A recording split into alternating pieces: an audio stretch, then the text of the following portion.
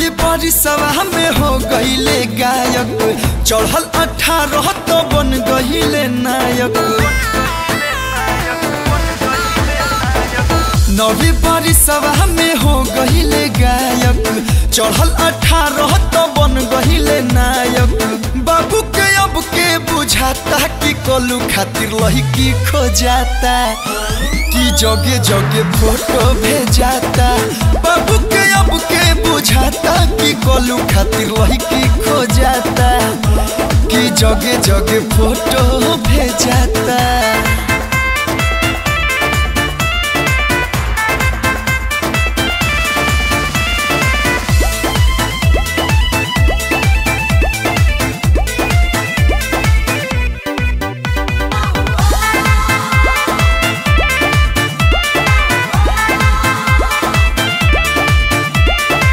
छोड़ी के कॉपी किताब रोजे पढ़ता चोली चलीसा, देख के सारा हीरोइन सन के भूल गईल तीसा।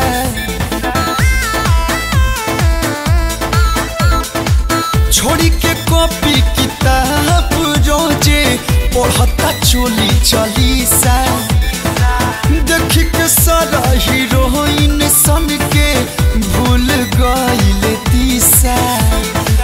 पापा जी केहू से मिले न दिहले, प्यार के पिनो सिनो छिले न दिहले। पावर से टावर गिन गिन की कोलू खातिर लड़की खो जाता, कि जगे जगे फोटो भेजाता। बाबू के अब के बुझाता कि कोलू खातिर लड़की खो जाता, कि जगे जगे फोटो भेजाता।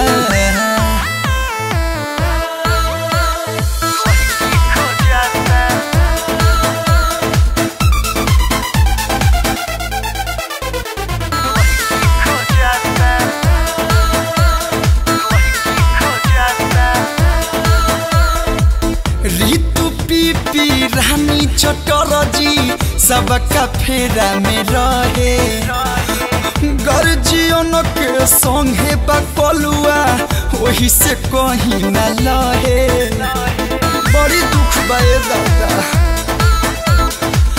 ऋतु पीपी रानी चटरजी सबका फेरा में रहे, गर्जियन के संगे बकलुआ वही से कहीं न लहे।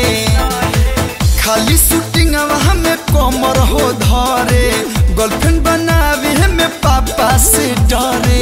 श्याम देहाती के बापा ताकि कोलू खातिर लड़की खो जाता, कि जगे जगे फोटो भेजाता।